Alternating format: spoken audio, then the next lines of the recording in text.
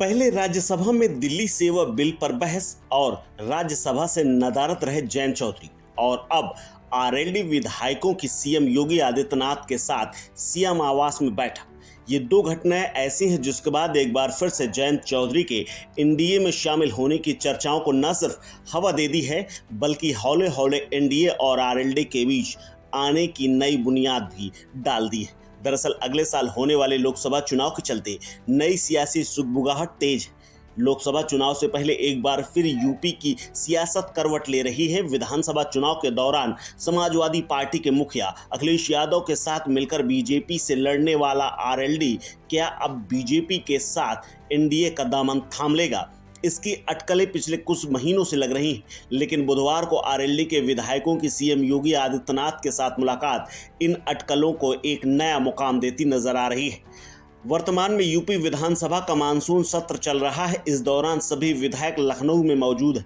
ऐसे में आरएलडी के विधायकों की सीएम योगी से मुलाकात के बाद अब ऐसी अटकलें लगाई जा रही हैं कि आरएलडी 2024 के चुनाव में बीजेपी के साथ गठबंधन करने का मन बना चुकी है। हालांकि रालोद के नेताओं का कहना है कि एक सिर्फ शिष्टाचार मुलाकात थी और गन्ना भुगतान को लेकर उन्होंने सीएम योगी आदित्यनाथ के साथ चर्चा की है।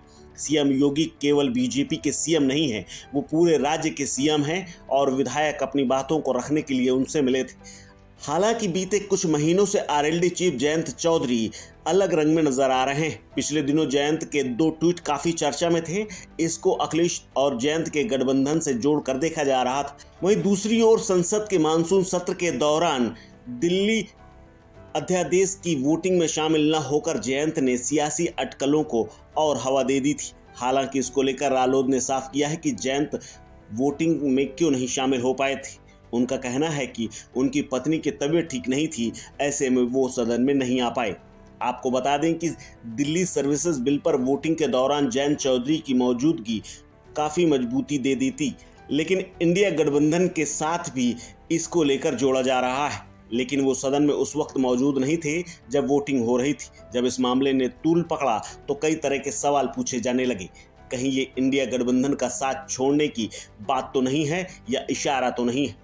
वहीं कहीं वो बीजेपी के संपर्क में तो नहीं है? इस बात की भी चर्चा होने लगी।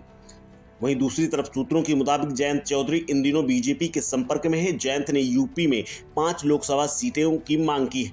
हालांकि बीजेपी उन्हें 3 सीटें देने को तैयार है। बस इसी बात पर पेच फंसा हुआ है। बीजेपी पिछले काफी समय से जयंत को अपने पाले मिलाने की कोशिश कर रही है। बीजेपी का मानना है कि अगर जयंत एनडीए में आ जाते हैं तो जाट मतदाताओं की मदद से पश्चिमी यूपी में वो एक बार फिर से क्लीन स्वीप कर सकती है। जयंत चौधरी अगर एनडीए में शामिल हो जाते हैं तो समाजवादी पार्टी के लिए और साथ में अखिलेश यादव के लिए किसी बड़े झटके से कम नहीं होगा। जब इस तरह के कयास लगाए जाने लगे तो मामले में अब और तूल पकड़ता देखा जा रहा है।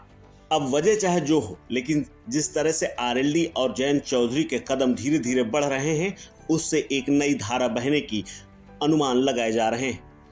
वहीं दूसरी तरफ एएनआई के मुताबिक आरएलडी के एक प्रवक्ता ने यहां तक कह दिया है कि जयंत चौधरी सोमवार को वोटिंग में इसलिए नहीं शामिल हुए थे क्योंकि उनकी पत्नी का ऑपरेशन था। वो चाहते थे वोट करना, लेकिन वो किसी कारण नहीं पहुंच पाए। लेकिन अब देखना है कि आने वाले समय में इस मुलाकात और जयंत चौधरी के ट्वीट और राज्यसभा में उनका न होना क्या गुल खिलाता है। क्या इसके पीछे कोई कहानी है या सिर्फ एक संयोग? इस खबर में फिलहाल इतना ही। अपडेट्स के लिए बने रहिए वन इंडिया हिंदी के साथ।